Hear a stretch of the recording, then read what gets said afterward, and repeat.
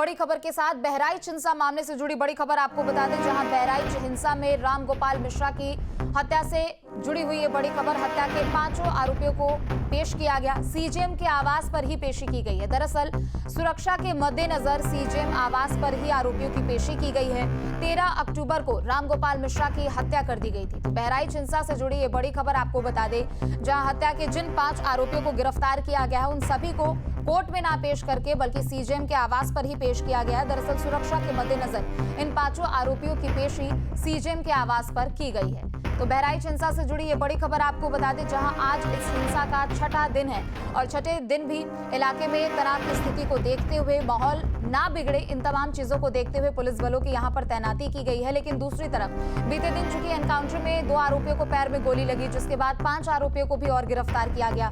उन सभी 5 आरोपियों को आज कोर्ट में पेश करना था, लेकिन सुरक्षा के मद्देनजर, सुरक्षा के लिहाज से कोर्ट में ना पेश करके बल्कि इन 5 आरोपियों को सीजेएम आवास में ही पेश किया गया और ऐसे में अब आगे की भी कानूनी प्रक्रिया की जा रही है। तो बहराइच हिंसा में राम गोपाल मिश्रा की हत्या को लेकर अब कार्रवाई की जा रही है। चूंकि हिंसा की तस्वीरें हमने बीते दिनों देखी, जहां आगजनी से लेकर एक दूसरे पर पथराव को लेकर और यहां तक कि राम गोपाल मिश्रा से जुड़ी हुई सीसीटीवी वीडियो भी सामने आई थी हत्या को लेकर, जिसके बाद इलाके में स्थिति को देखते हुए पुलिस बलों की तैनाती जरूर कर दी गई है। लेकिन दिन गुजरते यहां पर पुलिस की कार्रवाई भी देखने को मिल रही है। कल 2 आरोपियों को पैर में गोली लगी, 5 आरोपियों को गिरफ्तार किया जा चुका है और ऐसे में आज इन 5 आरोपियों को कोर्ट में पेश करना था, लेकिन सुरक्षा के मद्देनजर कोर्ट में ना पेश करके बल्कि सीजेएम के आवास पर ही इन 5 आरोपियों की पेशी हुई है। तो आपको बता दें कि 13 अक्टूबर को राम गोपाल मिश्रा की गोली मारकर हत्या कर दी गई थी, जिसका बीते दिन वीडियो भी सामने आया था कि दूसरी छत पे से राम गोपाल मिश्रा को गोली मारी गई, जिसके बाद वो गिर पड़े। और चलिए ज्यादा जानकारी के लिए संवाददाता अविनाश हमारे साथ जुड़ चुके हैं। अविनाश, बहराइच हिंसा का आज छठा दिन है। इलाके में यहाँ तनाव की स्थिति को देखते हुए पुलिस बलों की तैनाती है, लेकिन आरोपियों को जहां कोर्ट में पेश करना था, कोर्ट में ना पेश करके सीजेएम आवास पर पेश कर दिया गया सुरक्षा के लिहाज से।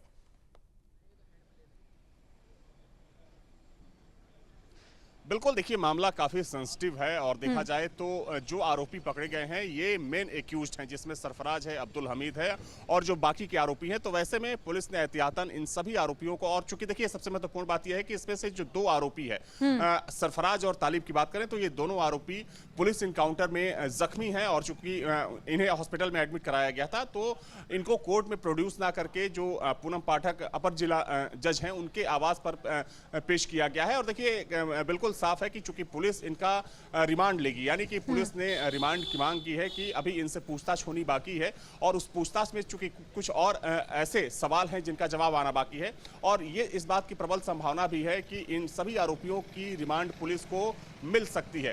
तो ये अभी का ताज़ा अपडेट है कि आज सुबह तीनों जो आरोपी हैं, जिसमें अब्दुल हमीद, फ़हीम और अफजल, इनको सबसे पहले मेडिकल के लिए वहां के जिला अस्पताल में ले जाया गया और वहां पर मेडिकल के बाद इन सभी 5 आरोपियों को अब अपर जिला जज के यहाँ पेश किया गया है। लेकिन देखिए एक और तस्वीर आपको दिखा दूं, दरअसल इस वक्त मैं उस जगह पर मौजूद हूं जहां से इस हिंसा की शुरुआत हुई है।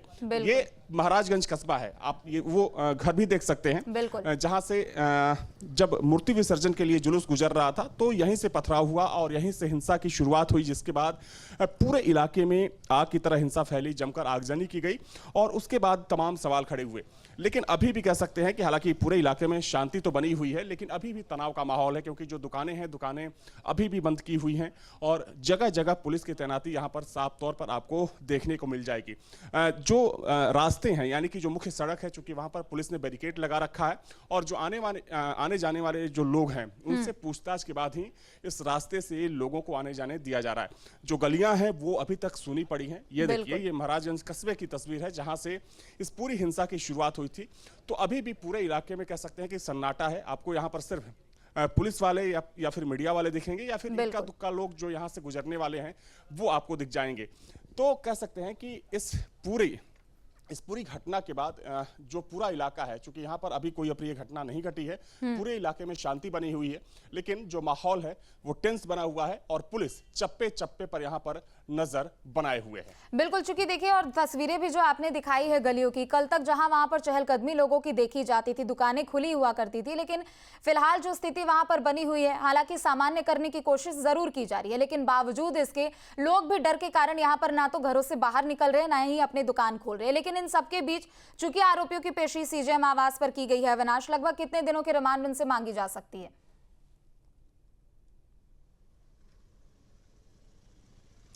देखिए, पुलिस की अभी यही प्राथमिकता है कि इस केस से जुड़े जो तमाम तथ्य हैं वो सामने आए। तो पुलिस की यही कोशिश होगी कि ज्यादा से ज्यादा दिनों की इन आरोपियों की रिमांड पुलिस को मिले, ताकि सारे सवालों के जवाब पुलिस को मिल सके। क्योंकि देखिए, ये बात भी सामने आ रही है कि हो सकता है कि ये जो पूरी हिंसा हुई ये सिर्फ संयोग भर नहीं, बल्कि इसके पीछे कोई प्लानिंग हो। क्योंकि जहां पर हिंसा हुई, चूंकि हम लोगों ने आसपास के घरों में जो प्रत्यक्षदर्शी थे उस दिन उनसे भी बातचीत करने की हमने कोशिश की, तो लोगों ने कहा कि यहाँ पर घरों पर पहले से पत्थर रखे हुए थे, जो कांच की बोतलें थी उनको रखा गया था, यानी कि पहले से कुछ ना कुछ दिमाग में चल रहा था। और उसी वजह से माना जा रहा है कि जो रिमांड की अवधि होगी, पुलिस चाहेगी कि ज्यादा रिमांड मिले, ताकि सवाल पूछे जाएं इन आरोपियों से और इस केस से जुड़े जो तमाम तथ्य हैं वो सामने आ सके।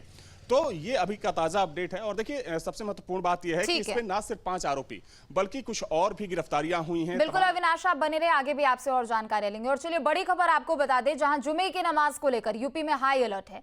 बता दें कि बहराइच में हाई अलर्ट है। बहराइच समेत कई जिलों में जुमे की नमाज से पहले हाई अलर्ट घोषित किया जा चुका है। बाहरी लोगों की एंट्री पर बैन है। लखनऊ से सीधी नजर यहां पर रखी जा रही है। भारी संख्या में पुलिस फोर्स की तैनाती भी कर दी गई। तो एक तरफ बहराइच हिंसा को लेकर फिलहाल जो तनाव की स्थिति है वो कम होती हुई नजर नहीं आ रही है। हालांकि पुलिस प्रशासन की मुस्तैदी यहां पर जरूर नजर आ रही है, लेकिन इन सबके बीच चूंकि जुमे की नमाज है आज और इसे लेकर उत्तर प्रदेश में हाई अलर्ट घोषित किया जा चुका है। बहराइच में खास तौर पर हाई अलर्ट घोषित किया गया है और ऐसे जगहों पर भी नजर रखी जा रही है जहां पर अप्रिय घटनाओं की संभावना प्रशासन को हो सकती है। बता दें कि बहराइच समेत कई ऐसे इलाके हैं जहां पर सीधे राजधानी लखनऊ से नजर रखी जा रही है। बाहरी लोगों की एंट्री पर भी बैन लगा दिया गया है और अगर किसी कारणवश बाहरी लोग इलाके में प्रवेश कर रहे हैं तो उनसे कारण पूछा जा रहा है और पुलिस पूरी यहां पर चेकिंग करती हुई नजर आ रही है। ज्यादा जानकारी के लिए संवाददाता अविनाश हमारे साथ लगातार बने हुए।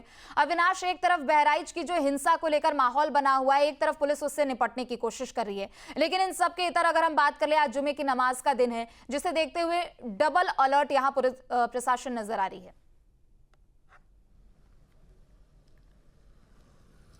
बिल्कुल सही कहा आपने। देखिए, आज जुमे की नमाज है और नमाज को देखते हुए पूरे बहराइच में पुलिस ने अलर्ट जारी किया हुआ है। जो संवेदनशील इलाके हैं वहां पर अलग से पुलिस फोर्स को डिप्लॉय किया गया है। चूंकि महाराजगंज कस्बे में हूं यहाँ पर, और ना सिर्फ महाराजगंज बल्कि अगर हम बहराइच शहर की बात करें, जिला मुख्यालय की बात करें, तो वहां पर भी पुलिस को अलर्ट पर रखा गया। लेकिन जो ये तस्वीर देखिए, महाराजगंज कस्बे की तस्वीर आपको दिखा दूं कि यहाँ पर पुलिस किस तरीके से सतर्क है कि आने जाने वाले जो राहगीर हैं उनकी भी निगरानी की जा रही है, उनकी तलाशी ली जा रही है, ताकि कोई कहीं से अप्रिय घटना ना हो सके। क्योंकि हिंसा के बाद और जिस तरीके से यहाँ पर आगजनी हुई, उसके बाद पुलिस के सामने लॉ एंड ऑर्डर को मेंटेन करना एक बड़ी चुनौती थी। हालांकि अभी भी अगर अभी की बात करें तो अभी सब कुछ सामान्य है, लेकिन फिर भी पुलिस कोई भी रिस्क लेना नहीं चाहती है। पुलिस लोगों का आधार कार्ड चेक कर रही है और जो भी उनके पास साक्ष्य होते हैं उसको देखने के बाद ही यहाँ पर राहगीरों को आने जाने दिया जा रहा है। सामान की चेकिंग की जा रही है ताकि कहीं से कोई अप्रिय घटना ना हो सके। और ये जो तस्वीर है, ना सिर्फ महाराजगंज की तस्वीर है, बल्कि बहराइच में भी कुछ जगहों पर कुछ ऐसी ही तस्वीर इस वक्त देखने को मिल रही है, जहां पर पुलिस जो है काफी सक्रिय है और जो पुलिस के अधिकारी हैं वो लगातार इन इलाकों में मार्च कर रहे हैं, गश्त कर रहे हैं, ताकि हर घटना पर नजर रखी जा सके। तो ये अभी की यथास्थिति है, ताजा स्थिति है। और चूंकि देखा जाए तो इस पूरी घटना पर डीजीपी मुख्यालय से भी नजर रखी जा रही है, क्योंकि देखा जाए तो इस घटना को लेकर तमाम सवाल खड़े हुए, लॉ एंड ऑर्डर को लेकर तमाम बातें कही गई, एडीजी लॉ एंड ऑर्डर को यहाँ पर आकर मोर्चा संभालना पड़ा। तो इस चीज की वजह से कह सकते हैं कि बहराइच पुलिस सतर्क तो है ही, और साथ में यहाँ पर आरएफ और आरएफ की जो कई कंपनियां हैं उसको भी यहाँ पर तैनात किया गया है। चलिए, बहुत बहुत शुक्रिया अविनाश आपका तमाम जानकारियों के लिए। तो वहीं बहराइच में मूर्ति विसर्जन के दौरान हिंसा के दोनों आरोपियों का अस्पताल में इलाज जारी है। ज्यादा जानकारी हमारे संवाददाता अविनाश सिंह ने दी है, उनकी रिपोर्ट देखिए। मुठभेड़ में घायल बहराइच हिंसा के दोनों आरोपी सरफराज और तालिब का इस वक्त बहराइच के जिला अस्पताल में इलाज जारी है। गौरतलब है कि ये दोनों आरोपी कल पुलिस के साथ मुठभेड़ में घायल हो गए थे। इन दोनों आरोपियों के पैर में गोली लगी है और मुठभेड़ के बाद पुलिस ने इन दोनों आरोपियों को यहां पर जिला अस्पताल में भर्ती कराया है। हालांकि देखा जाए तो इस वक्त इस हॉस्पिटल में सुरक्षा बलों की भी भारी तैनाती देखी जा रही, क्योंकि जो पूरा मामला है काफ़ी सेंसिटिव मामला है, काफ़ी संवेदनशील मामला है और वैसे में पुलिस कोई भी रिस्क नहीं लेना चाहती है। आप तस्वीर देखिए, जिला अस्पताल की तस्वीर है जहां पर सुरक्षा बलों की भारी तैनाती आपको देखने को मिल जाएगी। अगर इस एनकाउंटर की बात करें तो चूंकि कल पुलिस ने इस केस से जुड़े 5 आरोपियों को गिरफ्तार किया था, जिसमें से इन दोनों आरोपी की निशानदेही पर पुलिस की टीम जब इन दोनों आरोपियों को लेकर नानपारा कस्बे के पास पहुंची तो बताया जा रहा है कि वहां पर इन दोनों ने पुलिस टीम को धक्का देकर भागने की कोशिश की और न सिर्फ भागने की कोशिश की बल्कि उसी दौरान जो मर्डर वेपन जिसको छिपाकर वहां पर रखा गया था, उसी मर्डर वेपन से पुलिस के ऊपर हमला करने की कोशिश की गई।